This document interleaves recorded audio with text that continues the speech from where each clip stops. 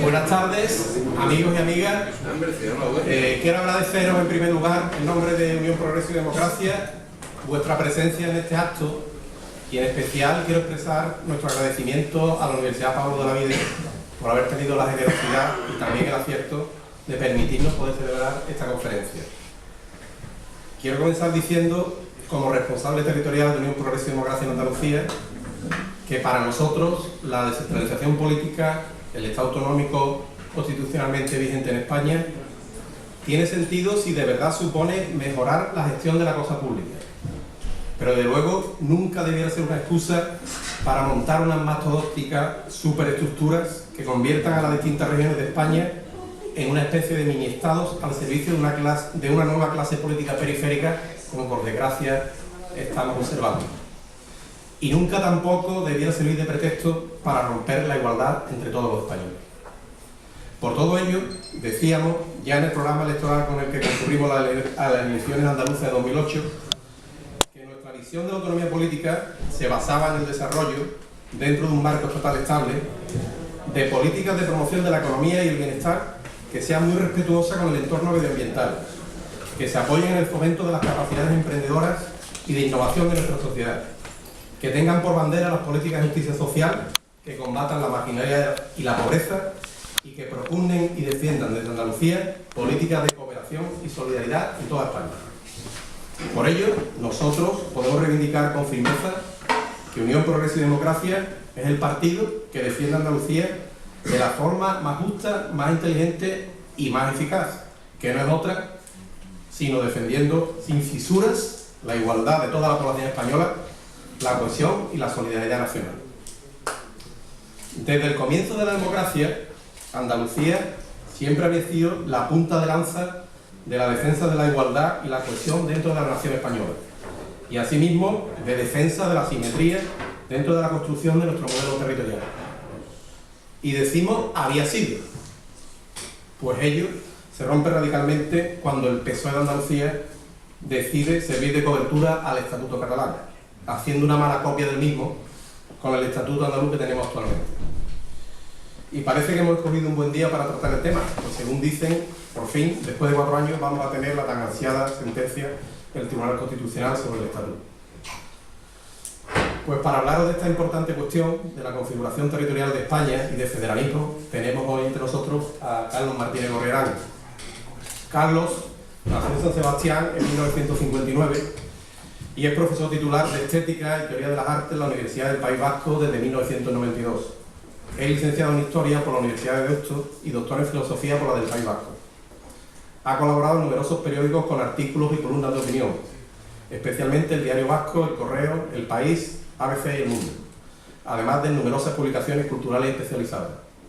Ha publicado casi una docena de libros de estética, historia y filosofía, el último de los cuales, Movimientos Cívicos, de la calle al Parlamento, relata el proceso que conduce a la creación de Unión Progreso y Democracia. Desde el año 2006,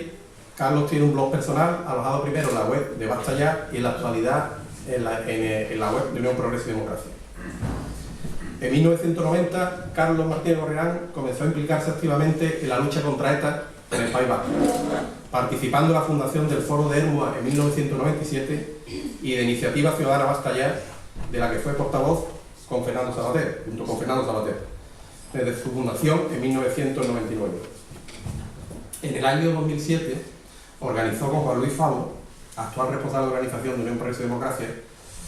el colectivo Plataforma Pro para impulsar la fundación de un nuevo partido nacional progresista, transversal y laico,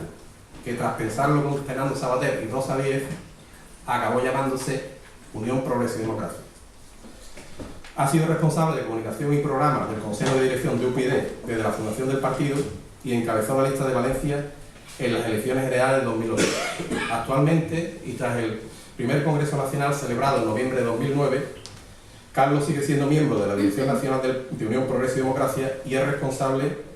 de programa y acción política. Y sin más, paso a darle la palabra a mi amigo y compañero Carlos.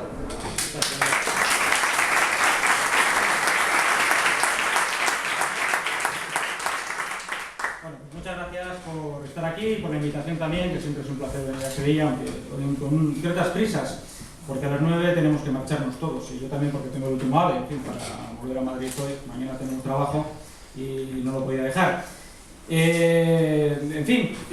por eso voy a hacer una exposición lo más breve que pueda, de aproximadamente media hora o cosas así, para que luego tengamos una hora de debate, que suele ser lo más interesante en este caso. Lo que simplemente quiero explicaros es el porqué de el último congreso, el primero del partido, que tuvo lugar en noviembre en Madrid, de Unión Progreso y Democracia, decidimos ya asumir como un objetivo del partido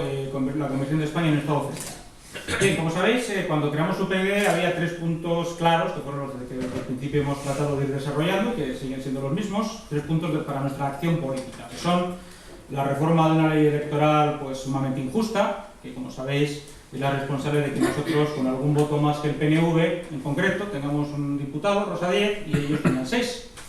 La reforma de la Constitución, básicamente porque es una Constitución que se hizo sin duda con excelentes intenciones y que ha dado muy buen resultado en algunos campos, pero muy malo en otros, y que ya es por lo tanto hora de proceder a reformar, por supuesto democráticamente y tal como la propia Constitución prevé que hay que hacer. Y en tercer lugar, pues un catálogo de medidas de amplio recorrido que se suele llamar, para abreviar, regeneración democrática, y que consiste sobre todo en tratar de limitar el poder de los partidos políticos, de las instituciones asociadas a ellos, como sindicatos, empresariales y demás,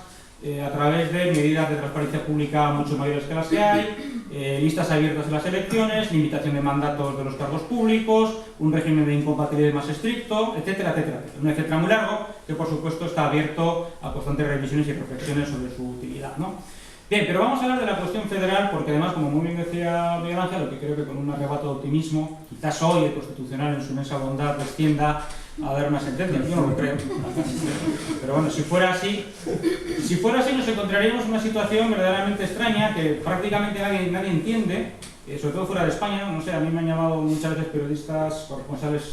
periódicos extranjeros en España, por tal, ¿y ustedes pueden explicarnos esto de Cataluña? Y dices, no. Le puedo contar cómo ha sido, pero es inexplicable, y realmente lo es, porque al fin y al cabo se trata de una sentencia que tiene que dirimir si es legal, constitucional, que hay un estatuto que instaura por su propia cuenta una relación bilateral entre una comunidad autónoma y el resto del país. Es decir, que Cataluña y España vendrían a ser 2 entidades del mismo nivel, donde simplemente una se reserva algunas competencias, por lo demás incómodas, tales como la defensa, relaciones exteriores, jefatura del Estado y, la verdad, para usted de contar. Todo lo demás serían competencias autonómicas, que parecería ser un Estado confederado con el resto de España. Esta es la reflexión que habría que hacer y la que nos llevó a nosotros, quiero decir al partido, a pensar que lo más adecuado, es una apuesta política por supuesto, era apostar por un modelo de Estado federal. ¿De qué se trata? Pues de que si alguien tiene que explicar a eso, un observador de fuera de España interesado en la política española, que le diga qué clase de Estado es España, tiene graves problemas para describirlo, porque en el lenguaje político contemporáneo no hay nada parecido a lo que tenemos. Es verdad que al principio fue un prodigio de imaginación, me refiero a la transición, cuando por supuesto al comienzo daba mucho miedo hablar de Estado federal y cosas de eso, a una república y a guerra civil y a fracaso histórico, pues se decidió tirar por la vía del medio de las comunidades autónomas y entonces construyó eso que se ha venido a llamar el Estado autonómico. ¿Pero qué es constitucionalmente el Estado autonómico?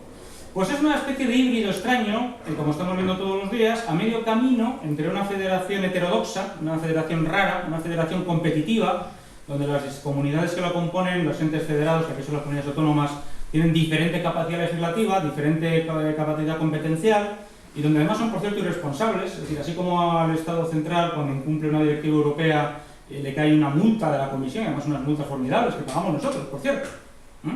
Resulta que las comunidades autónomas incumplen las directivas europeas, por ejemplo ahora la directiva de servicios, y quien paga la multa volvemos a ser nosotros, pero no las instituciones autonómicas, que están libres de todo tipo de responsabilidad política, cosa que ya es extravagante. Por lo tanto, una federación extraña, rara, que ni siquiera se llama así, y hacia lo que vamos es hacia una confederación.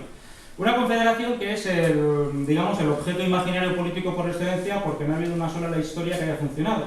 El único país, Estado democrático, que se llama a sí mismo confederación, que es Suiza, la Confederación Helvética, todo el mundo que estudia su constitución sabe que es simplemente pues, un nombre histórico.